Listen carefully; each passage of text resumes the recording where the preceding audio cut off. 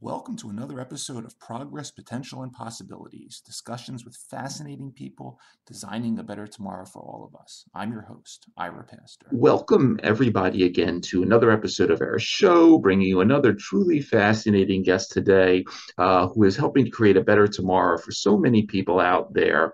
Today, we have the honor of being joined by Dr. Katherine Hai, who is President Therapeutics at Asklepios BioPharmaceutical, where she is also a member of their board of directors and has responsibility for driving the strategic direction and execution of the preclinical and clinical programs of the company, which happens to be a wholly owned and independently operated subsidiary of Bayer. It was set up as a fully integrated gene therapy company dedicated to developing life-saving medicines to cure genetic diseases. Most recently, Dr. Hai was a visiting professor at Rockefeller University, and previous to that, she was the president and head of research and development and a member of the board of directors at Spark Therapeutics here in Philly, which is now part of Roche, where she directed their development and regulatory approval of Luxturna, a gene therapy for the treatment of the ophthalmic condition Leber congenital amaurosis, and represents the first gene therapy that was obtained regulatory approval in both the U.S. and EU. Dr. Hai is a longtime member of the faculty at University of Pennsylvania and medical staff at the Children's Hospital of Philadelphia, where she was also an investigator of the Howard Hughes Medical Institute. She served 5 terms on the U.S. FDA's Advisory Committee on Cell Tissue and Gene Therapies, and is a past president of the American Society of Gene and Cell Therapy. Dr. Hai received her bachelor's degree in chemistry from Harvard, her medical degree from University of North Carolina School of Medicine, did a hematology fellowship at Yale, his business degrees from University of North Carolina Business School, as well as a master's degree from Penn, elected member of National Academy of Medicine, American Academy of Arts and Sciences, and the faculty of the pharmaceutical medicine of the Royal College of Physicians in London, and quite recently was awarded the gold medal at Children's Hospital Philadelphia here, only been given 12 times in the last 167 years. We're honored to have her with us today. Dr. Katherine Hai, thank you for taking time out of your schedule to come talk to us. Well, Ira, I'm happy to be here. No, it's great to have you. I would love to start off because I dove into your extensive literature in the peer review domain, and was sort of going back to the 1980s where you start publishing on hematology, on coagulation disorders, the molecular biology of hemophilia. Talk a little bit, if you would, about those early days. What got you interested in this particular domain? And then, simultaneously, you're also publishing about gene therapy concepts very early on when gene therapy really wasn't a thing yet, studying concepts in canines and so forth. Talk a little bit about the early days, if you would. Well, let me just say that as an undergraduate, I was a chemistry major, and I struggled over whether to go into graduate work in chemistry or into medicine, but I finally decided I would go to medical school. But then when it was time to choose a subspecialty, I wanted to do something where my chemistry background could be useful, and to me, that was hematology. So as you mentioned, I trained in hematology at Yale, and I took my first faculty job at UNC Chapel Hill. And at that point, the genes for factor VIII and factor IX, which are respectively the underlying causes for hemophilia A and hemophilia B, had just been cloned.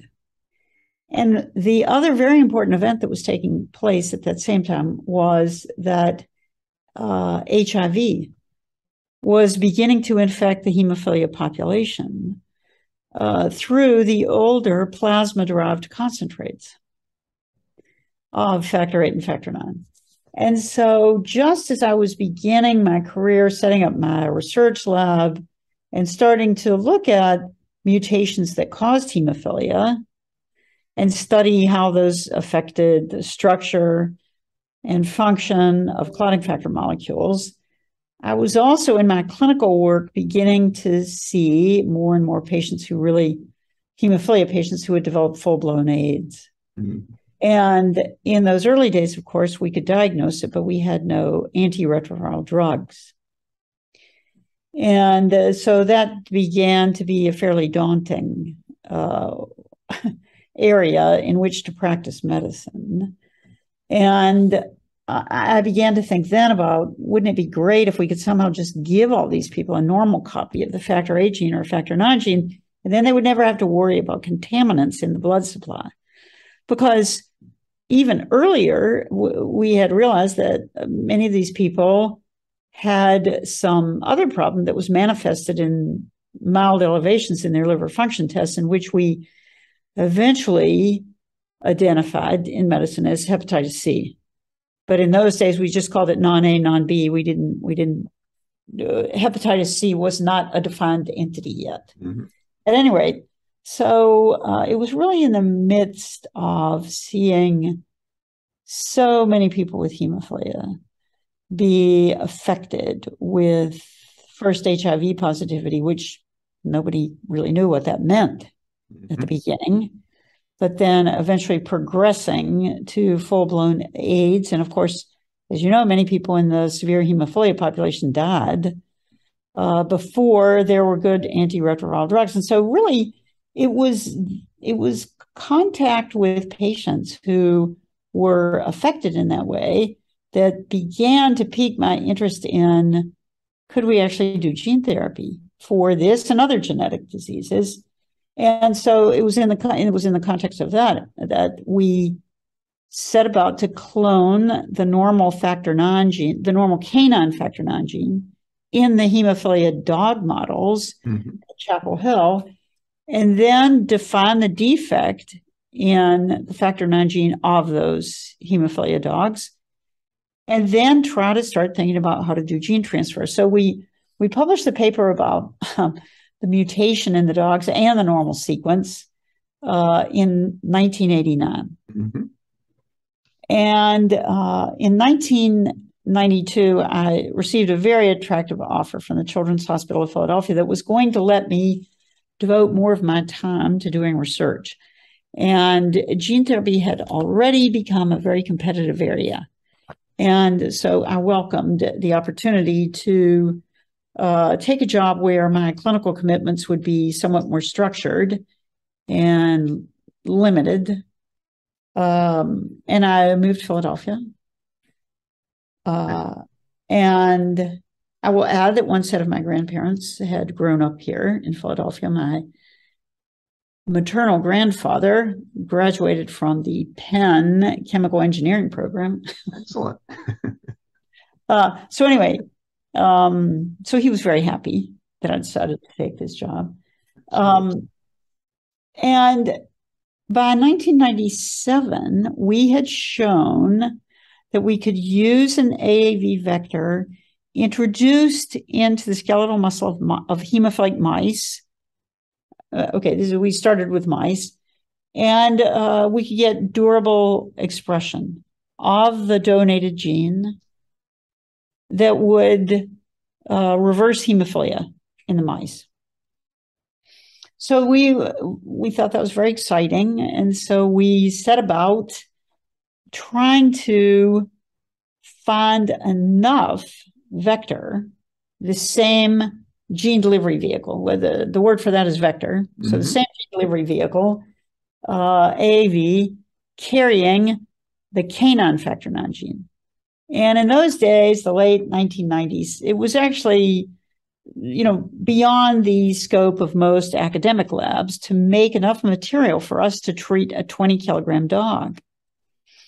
So I started to work with a biotech company in Northern California, a company called Avogen, And they had actually put a great deal of resources into improving yields in manufacturing, streamlining the process, improving the yields, and so forth. And I looked at several different companies, but I was most impressed with their scientists and with the work they had done in manufacturing. So we set up a collaboration, and we treated hemophilic dogs. They made the vector. We did these experiments in hemophilic dogs. And again, the data looked very strong. We did 2 different routes of administration. First, just intramuscular injections, so directly into the skeletal muscle. And then the muscle formed a depot, to secrete factor IX, or into the liver. So the levels from the liver were actually better. But when we got ready to do the first clinical trial, at that point, nobody had introduced AAV into skeletal muscle or into liver.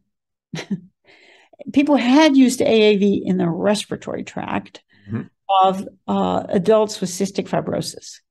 So there was some experience using it, but not what we call in medicine parenteral injection. So if something goes into your lungs and it irritates you, you can cough it out. Right. But if somebody injects it into your muscle, you can't really get rid of it. And the same for your liver, of course. So we went back and forth about the best way to start. But we decided to do our first clinical trial by injecting skeletal muscle. And we specifically selected a muscle in the front of the thigh.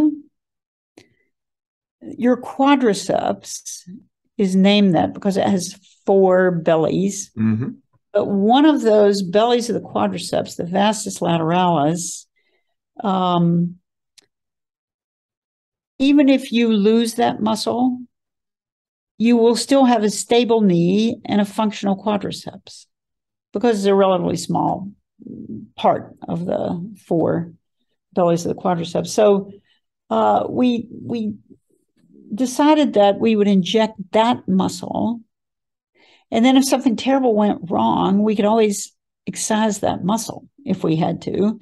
And, presumably that would lessen any risk. So we got permission from the Institutional Review Board at the Children's Hospital to conduct that study. And we carried it out. There were, I think, 8 brave men with hemophilia B who agreed to have these injections. And I had a wonderful clinical investigator at the Children's Hospital, Dr. Katherine Mano. She's the chairman of pediatrics at NYU now. So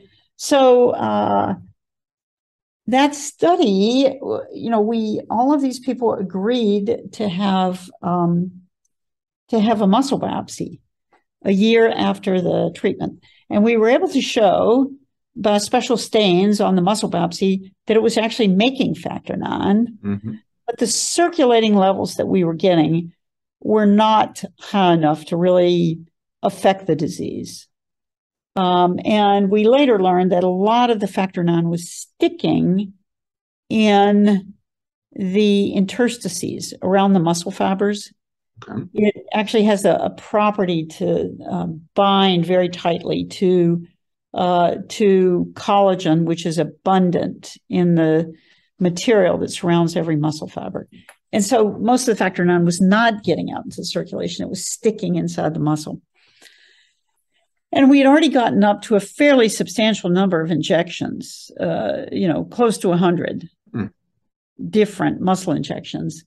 And we still were not getting good circulating levels, but all the safety data were good. And we were clearly expressing factor IX. We could see it on the muscle biopsies. So given those data, we applied to the regulators to introduce the vector into the liver, because all of our work in the hemophilic dog suggested that you get much more robust secretion of factor IX made in the liver directly into the circulation, which is where you need it.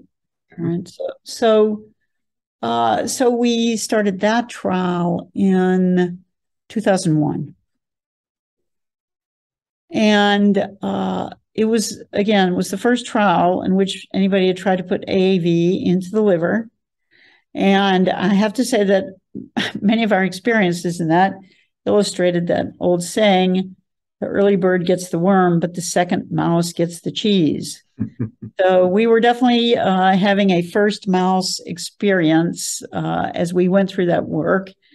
And we encountered a number of obstacles that had not been accurately predicted by studies in animals. And I think, when you're working with a new class of therapeutics, and remember, there was very, very little experience with AAV and none of giving it into the circulation to get to the liver. It's probably not surprising, but still, this greatly slowed down our work because every time we uncovered a problem that had not been predicted in animal studies, we would have to drop back and sort of try to develop a new animal model to model it and learn more about it and provide all those data to the FDA before we could keep moving. So the sum of what we learned in that first trial, which went from 2001 to 2004, we solved some problems that are now, well understood in the field. And mostly people reference the work that we did around that. So one of the first of those was the risk that the vector would show up in the semen.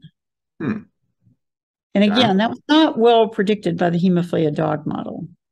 But in the first people who were injected with the vector did show up in the semen. And what is the risk of that? Well, the risk of it is that suppose it's in the spermatocyte, and suppose that fertilizes an egg, what exactly would that do? And, sometimes people would say, but wouldn't that be good? Wouldn't it guarantee that the that the offspring would not carry a gene for hemophilia? But, we can't say that, right? Because fetal development is an incredibly complex series of genes turning on, genes turning off. And if this additional gene went in somewhere that nobody had predicted or that we didn't understand the context of, right, of exactly where it might land, would it somehow interrupt the program of fetal development? And so, we all regulators wish to avoid new genes going into reproductive cells. So what we learned over time in a rabbit model actually was that over time, the semen always clears. It's a dose-dependent clearance. So the lower the dose you give, the faster it clears. The higher the dose of vector you give, the more slowly it clears, but it always clears. So we amended our protocol to ask people to use barrier birth control until the semen was repeatedly negative, and then we were allowed to go forward. So that was just an example of the kinds of things that we were uncovering that had not been well predicted by animal models. I think the key learning from that first trial was that we did this in a dose escalation fashion. The low dose was too low. The second dose was too low. But at the third dose, which was the one predicted by the dog model to be the therapeutic dose, we saw expression in a clearly therapeutic range. So the patient got the vector, and then by 2 weeks later, he had very good circulating levels of factor IX. And this particular patient was actually a physician. And he remembers that one day in the pediatrics clinic where he worked, it had been a particularly busy day. And he was trying to make an infusion for a child who needed an immediate infusion. he turned around and slammed his hand on a cabinet. And because he had severe hemophilia, normally for him, that would mean he needed to stop everything he was doing and take an infusion of clotting factor concentrate, or else he was going to get a gigantic hematoma on his hand. But what happened was, before he could do that, the nurse came to him and said, you have to go look at this child in room 3 right away, because the child is really, really ill. They're having an asthma attack or something like that. And he said the whole afternoon went on like that, and he never had a chance to treat himself. And at the end of the day, he looked down and he didn't bleed. And so he said, he knew that it was working, and it was it was a great experience. And then what happened was he had a good level for about 4 to 5 weeks, and then it began to slowly fall down. And by 12 weeks, it had all disappeared. And again, we had never seen that in animals. And so we weren't sure what it was, but the timing suggested that, so it didn't happen right away. He seemed fine for 4 to 5 weeks. So that kind of timing is at least consistent with an immune response, right? Something in the vector. All right, so it takes a little while to get going, but then it when it gets revved up, it takes care of everything it can find. So we looked for other causes of what might be going on. We looked to see if he had some new hepatitis infection, but he did not. We looked to see if he had some other viral infection that might be affecting his liver. He did not.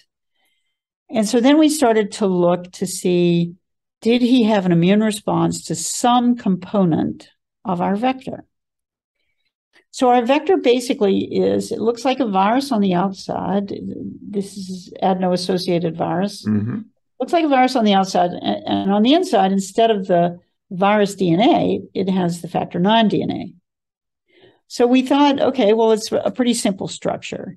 And if he's having an immune response, it should be either to the capsid, or it could be to normal factor IX. If he doesn't have normal factor IX, it could look like foreign protein to him.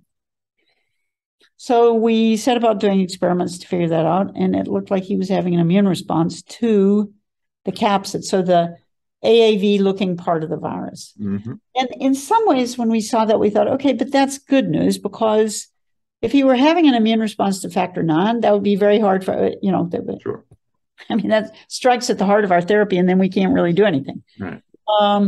But if it's just to the capsid is there transiently, and then the cell breaks it down and clears it. So we thought, okay, well, if we can just suppress the patient's immune response for X number of weeks until his cells break down the capsid into a bunch of, small peptides and then clear it, then could we get durable expression? So, we started working along those lines. But the other thing that we realized from our findings was this was clearly dose dependent. So if there was a way to reduce the dose, then, could we avoid the immune response altogether?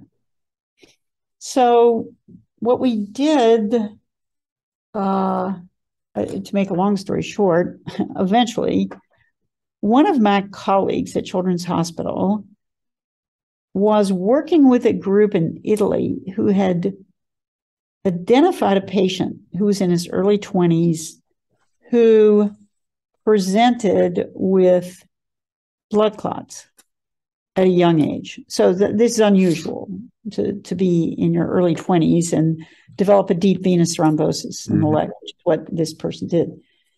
So they worked the patient up, and the only thing that they could find that was abnormal was that, so we all have a factor IX level of around 100%.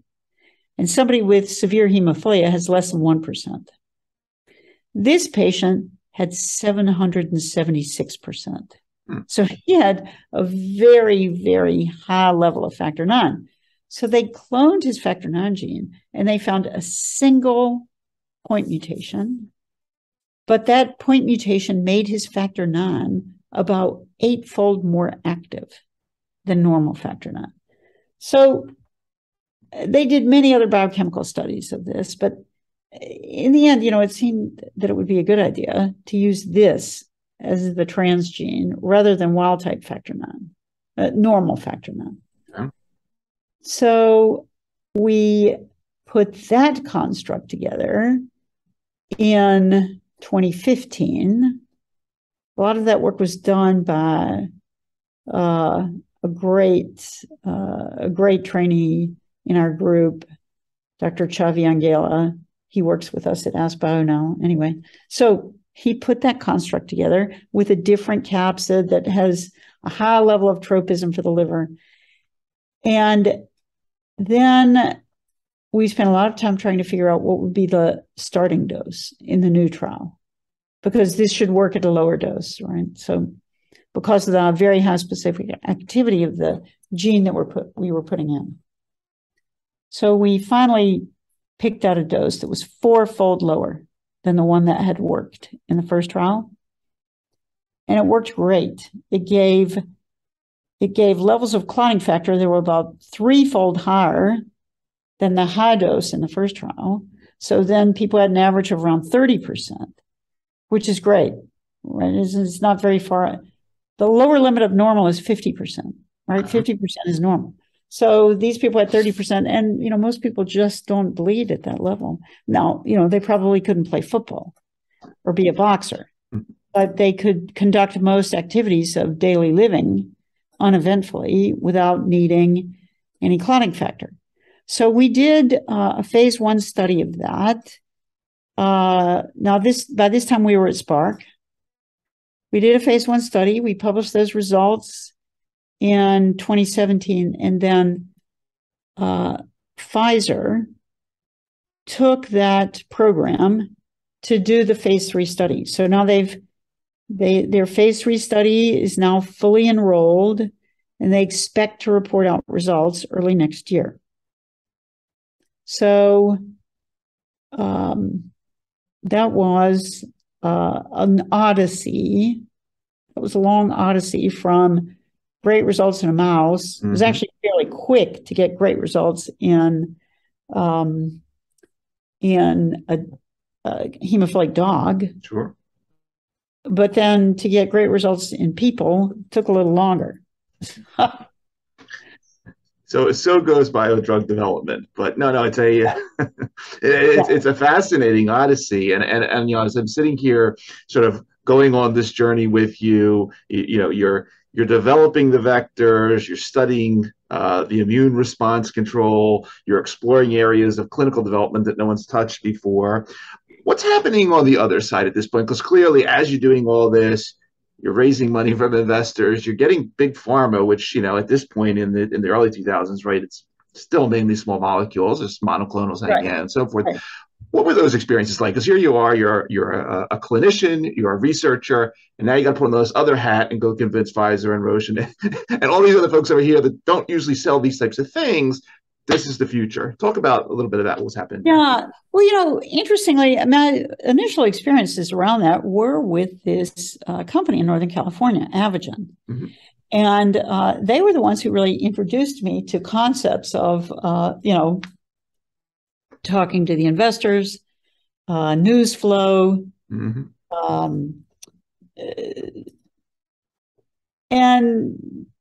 how news flow in a biotech company relates to raising money. Yep.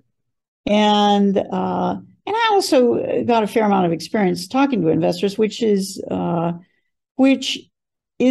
interesting exercise. And I always think that actually training in medicine in some ways is good preparation for that, because, when you go in to talk to a family about a person's illness, or to the person, you have to gauge pretty rapidly how much they can understand. Sure.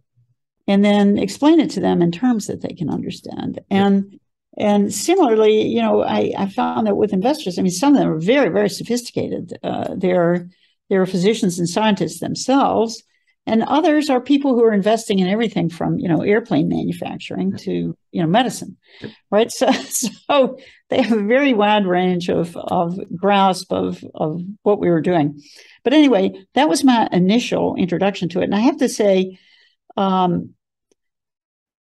think a long-term characteristic for me has been that when I get focused on something, I tend to be very, very focused on it to the exclusion of other things that are going on around me. And so I have to admit that when high-profile adverse events began to occur in other gene therapy trials, I really was not focused on those because they weren't happening in our trials. And so I thought, okay, well, that's not relevant to me.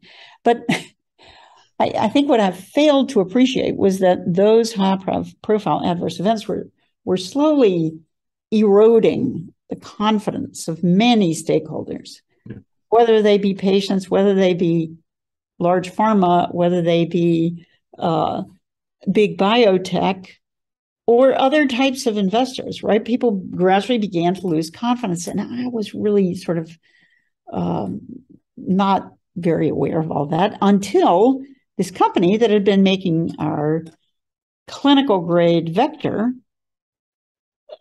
found that they could no longer really raise money work in gene therapy, and that they had to reinvent themselves as a different kind of company if they were going to stay in business. And so that really was a dilemma for all of our work. And we felt it was going quite well. I mean, it wasn't a product yet, but it was moving. We were solving problems. We thought that we had a path forward and so on, but not without clinical grade material. And so eventually I had to go to the CEO of Children's Hospital, which at that time was Dr. Stephen Altschuler, who was a pediatrician himself, and ask him if he could help us set up clinical grade manufacturing in the hospital. And in those days, all of the news about gene therapy was bad. This was in 2004. And I thought to myself, he's not going to say yes. But I thought, but I have to ask him. I have to start somewhere. I have to ask him. And so I went in to talk to him, and he said, he was non-committal. He said, well, let me think about it. Come back and talk to me in a week. And already walking out of his office, I was trying to think, okay, what's plan B here? How else can I solve this difficulty? And so I went back to see him in a week, and to my undying surprise, he said, well, Dr. Howe, you always tell me that there are no problems here that can't be solved. And if gene therapy eventually becomes a product, it will be very important for a children's hospital because genetic disease accounts for a very large percentage of admissions to a children's hospital. Just think about it: Duchenne muscular dystrophy, cystic fibrosis, sickle cell disease. I mean, these are all single gene disorders. Yep. And so he said, I am going to find space for you. I'm going to find resources so that you can set up clinical grade manufacturing here. He said, I only have one request. You can't spend all the money on hemophilia. You have to work on some other diseases that affect the pediatric population. So I said, okay, that's no problem, because while I had been working with the company in Northern California, I had tried to get them to move forward a program that I knew about in the Penn Department of Ophthalmology for an ultra-rare form of blindness, because my colleague Jean Bennett had fantastic data in a dog model of that disease. And, I was sure that it was going to work, but I could not convince them to work on it because it was not a commercially exciting target due to the small size of the disease population. So anyway, I thought, well, I don't have to worry about that. I'm doing this work at the Children's Hospital of Philadelphia. It's a disease that affects the pediatric population. We're going to work on it. I think it could succeed. And so I went and asked Jean Bennett if she would be willing to work on this trial with us at the Children's Hospital of Philadelphia, and she said yes. And so in 2005, we started working together to put together a trial, and that trial began in 2007. And, it took 2 years to do a trial where we injected one of the two eyes. We gave gradually increasing doses to each group of patients. And then we identified the dose that we would like to take forward. But the regulators asked us to please do a second phase 1 trial where we gave that dose to the other eye, to each of these people who had been in the phase 1 study, so that they could be sure it was safe to give it in both eyes. Anyway, let me backtrack to 2004 before I talk to you more about what became Luxturna. Sure.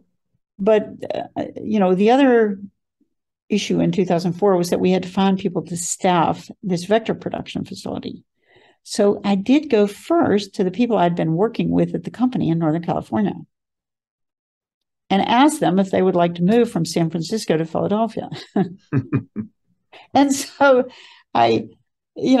again, lucky for me, some of the best people in that group decided that they would do that. They would leave industry and come work at the Children's Hospital, establish this manufacturing facility, and do gene therapy drug development at an academic medical center instead of at a company. And so the person who ran the vector production facility, Dr. Fraser Wright, had come from manufacturing at Avogen, and the person who did process development. And that's really sort of every new capsid that we use, somebody has to pilot out exactly how that will manufacture. How are we going to purify it? Upstream and downstream manufacturing, that's called. And we were also fortunate to recruit a really good person in regulatory from the company. And so all those people came and worked with us at Children's Hospital. So in some ways, it was better than working with the company because now we were all in one place. Sure. In the same time zone. So that was working out well. And so we, as I said, we put together these trials both in hemophilia and for this rare blinding condition. And the great thing about the ophthalmology indication, you're using very small doses, and they're being injected into the back of the eye, into the subretinal space, which is a relatively, it's called a relatively immunoprivileged space. So it's blocked from, it's at least partially blocked from the activities of the immune system. Mm-hmm. And so we did not have those problems with the immune response that we had seen in the liver. And that work through those 2 phase 1 trials went pretty well. And in 2012, we were ready to start the pivotal or phase 3 study.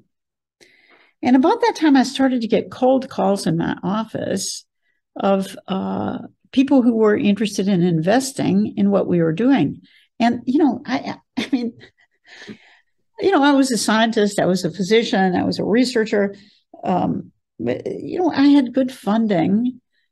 As you mentioned, I was an investigator of the Howard Hughes Medical Institute. And, and these people would call and I would think, well, I don't have time to talk to these people. We're not a business. And, but eventually Dr. Altschuler called me in again in about the time we started the phase 3 trial. And he said to me, Dr. Howe, what exactly is your plan here? Because if the phase 3 trial succeeds and somebody needs to market the product, we're a hospital, we don't market products. So we started to, Dr. Altschuler actually appointed a subcommittee of the CHOP board to sort through some of the different options. Could we partner with a large biotech company or a large pharma company? And actually, a couple of them had come and asked to do diligence and had presented the hospital with term sheets. But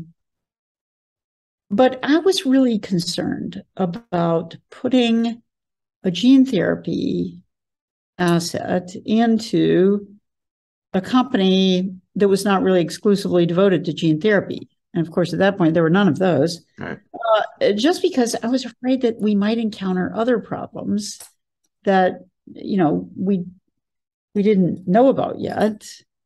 And that, to put additional resources into solving a problem like that might be unappealing for a company that had many other classes of therapeutics, all of which didn't need extra help.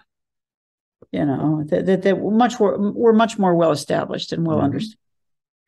So, my own feeling was, if we're going to do this, we should spin out a company, and it should be exclusively devoted to gene therapy, because we have to solve the problems. We don't have any other option for going forward. So that was what I wanted to do. And eventually, I think everyone else came to that same point of view. And so the hospital was really helpful. I mean, they engaged a consulting group to think through, if we did that, what would the business look like? What would we take to the business? What would we leave at CHOP? And then eventually those people helped us develop a business plan. And really from that, Spark was formed. And our first investor was the Children's Hospital of Philadelphia. They were the Series A investor. And then, fortunately, all of this was happening at a time when investors were quite excited about gene therapy. And, it was, we were fortunate to be able to, over the years, raise a good deal of money, partly through, the company went public, so through stock offerings, but also through other business arrangements. Like, as I said, the hemophilia B program went to Pfizer, and we out-licensed the rights to market the eye product outside the U.S. All the ex-U.S. marketing was done by Novartis. And so, through various other maneuvers, we raised additional funding. So, the company grew rapidly. And as you know, it was eventually acquired by Roche in late 2019. Had been originally formed from our unit at the Children's Hospital in 2013. And, CHOP did very well out of Spark in exchange for their initial investment. I think I think all these things have been reported in the newspaper. But I think that from their original $50 million investment, they eventually realized $750 million. So now they put additional money in those 10 years that preceded the formation of the company into our unit at CHOP. So, but still, they did pretty well. No doubt. And I enjoy going by the building over there on Market Street, a major bio hub corridor of Philadelphia. So it's yes. I enjoy seeing the building when I it's really funny, Ara, when we were first, so I think employee number one was actually Jeff Morazzo, the CEO. Okay. And he and I had put together a pitch deck, and we were going around talking to different people at the beginning, partly to raise money, but also just to get practice talking to investors about what we were doing. How did they react? What are they worried about? This kind of thing. And in one of these meetings, an investor said to us, well, if you're going to have a biotech company, you have to be in Boston, San Diego, San Francisco. And I was sitting there thinking, okay, but we're not doing that. Because we knew that we were going to take a number of people out of the unit at Children's Hospital, and we weren't going to move. Right. But, people were very skeptical about our setting up a company in Philadelphia. How dare they? Yeah. So but of course, in the end, as Luxturna advanced, it turned out to be a very good thing because this city is ringed by large pharmaceutical companies. Yes, we are. Pfizer, GSK, Merck, Bristol Myers Squibb is in Princeton. J&J has sites in New Jersey. And so as the company advances and you need to access more and more people who have skill sets that transfer pretty easily, new product planning, business development, commercial, we had a great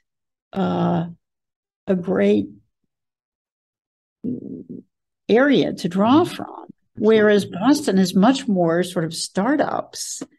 And we even knew of one biotech company that after they became commercial, they opened an office here in Philadelphia so that they could recruit the kinds of people they needed to commercialize their products. Yeah. So anyway, I think it turned out to be a great place in the Cambridge biotech hotbed, the turnover rate in all these companies is 20%, right? Because, there's so many companies, it's impossible to hold on to personnel. Whereas, this is not true in Philadelphia. Yeah. Well, it wasn't when we started in Spark anyway. What, looking now at, that was an awesome experience. And now here we are at AskBio, doing it sort of again, but at a much larger scale. You have a very broad purview here in terms, you have the rare diseases, Pompe's, Huntington's, limb-girdle muscular dystrophy, some non-rare things, congestive heart failure, Parkinson's, a lot of CNS focus here. I was very interested. You wrote a paper in 2009 when you're doing all the other stuff in Nature Medicine entitled "Gateway to the Diseased Brain." Right. And you talk about the blood-brain barrier, and you were focusing on lysosomal storage disorders in this paper. Yeah. But you've taken us now into the blood, the muscle, the liver, and the eyeball. Obviously, the brain is. Not saying those aren't hard, but this is a tough one. Talk a little bit about some of your learnings from this paper and how you're applying them at AskBio. Well, that paper was really a commentary on work that had been done by Bev Davidson, who succeeded me as head of the unit at CHOP that works to establish cell and gene therapies for the pediatric population. The Center for Cellular and Molecular Therapeutics. And she's had a longstanding interest in gene therapy for diseases that affect the brain. And so she had developed a strategy to identify peptides that you could add to a certain site at an AAV vector that would allow those capsids to really go into the endothelium in the brain. So they would allow the capsid to bind specifically to the endothelium, the blood vessels in the brain. Because the blood vessels, so sometimes people think your blood vessels are sort of the same all over the body. That's not true. And the blood vessels in the brain are different from the blood vessels in the muscle. So she had identified this strategy for developing capsids that would specifically go to the brain. Now, that early work was in mice, but I would say similar strategies have been used in the last couple of years to develop capsids that cross the blood-brain barrier readily in non-human primates. I think most of them are not in people yet. But I think a lot of those capsids are really going to be game changers because, and now to sort of bring things all the way to full circle, they're so much more potent than the naturally occurring capsids, which were the ones that we used initially, that you can drop the dose. And when you can drop the dose, you reduce the number of immune responses. Nearly every side effect of gene therapy is dose dependent. So if you have a more potent capsid, you can give less of it and still get the same effect, then, you'll have fewer side effects. still get the same therapeutic effect, but you'll have fewer side effects because you drop the dose. So, I mean, one of the reasons that, I'll tell you several reasons that I was attracted to AskBio. One is that they'd really put a lot of resources into manufacturing, into innovating manufacturing, working on better yields, working on a more consistent process.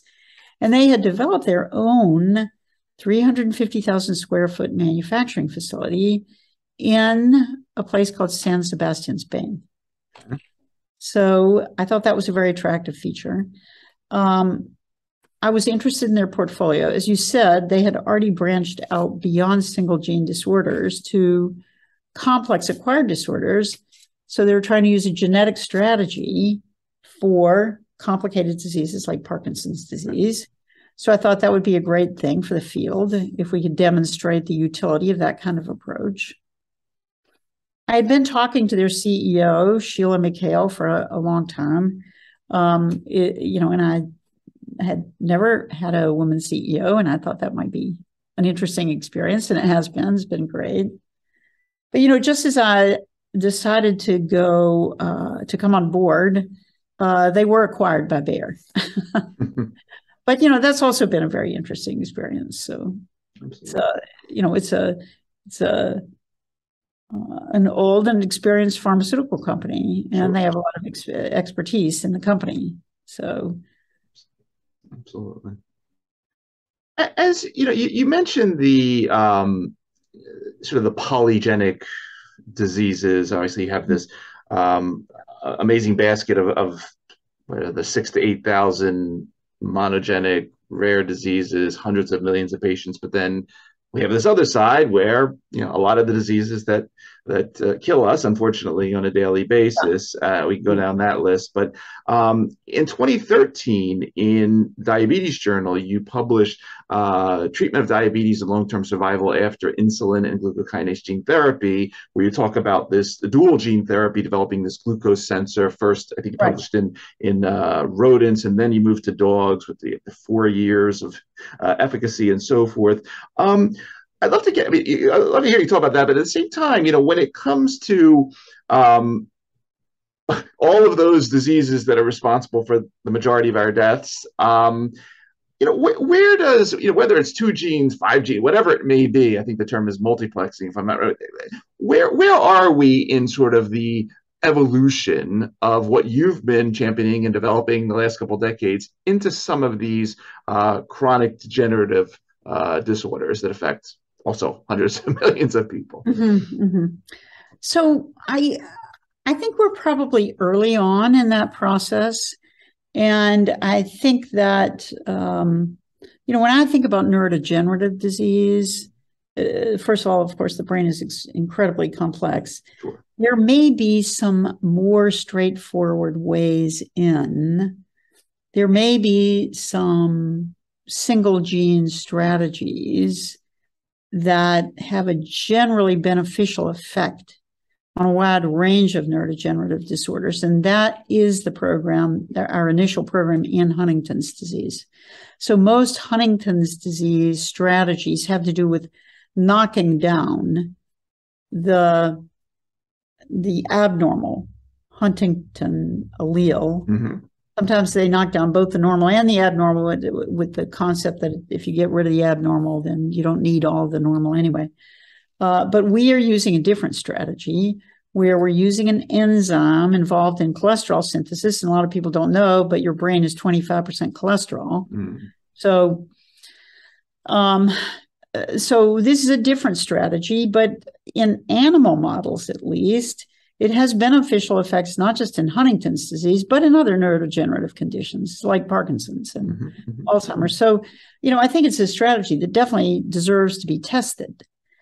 I think that for some of these complex acquired disorders, we may very well need more than one gene. Just like when you treat a cancer, it's very rare that we give a single agent. Right. We give multiple agents. And obviously, gene therapy lends itself pretty well to that. Just because you can put more than one gene into a gene delivery vehicle.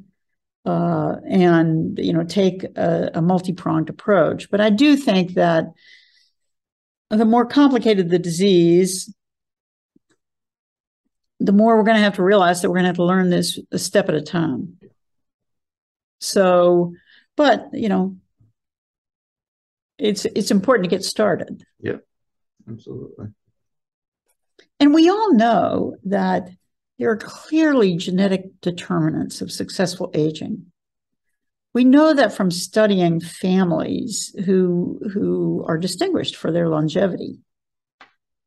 And they have a different genetic makeup compared to people who don't have that situation. And so we know there are genes that affect aging. And there are other companies, who are really exclusively focused on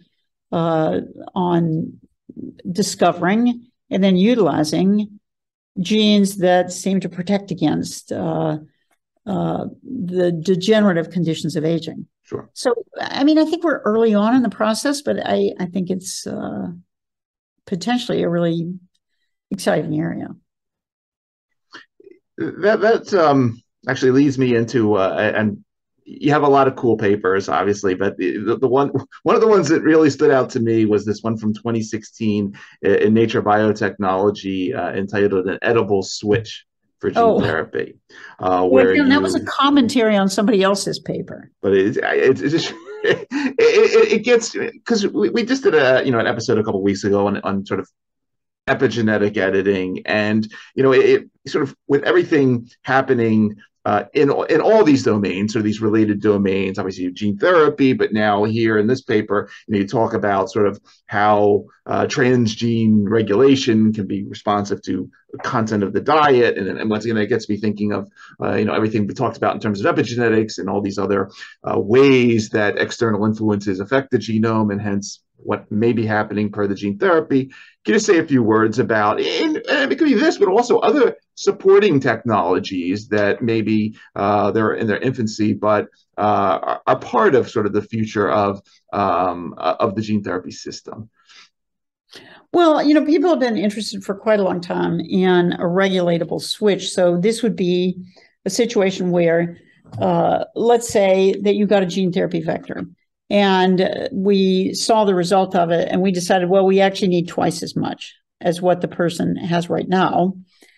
It would be an oral small molecule drug that you could take. So you take a pill, and it would increase the level of expression, because the promoter in front of the gene that we gave you responds to that small molecule drug by ramping up production. So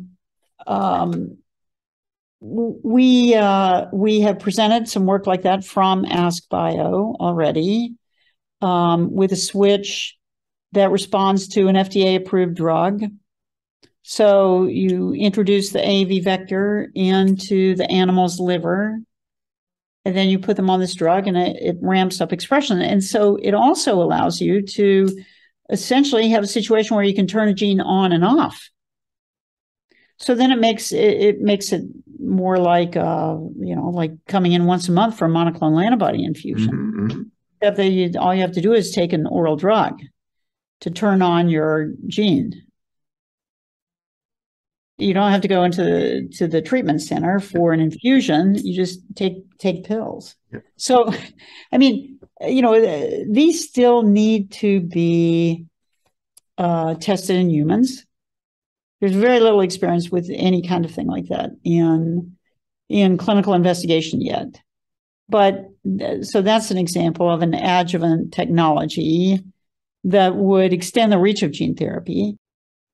For all those that are going to be listening to this particular episode of the show across our podcast networks, or watching on the YouTube channel, again, you've been listening to Dr. Katherine Hai, President, Therapeutics, Asklepios BioPharmaceutical, doing amazing things at the forefront of human gene therapy.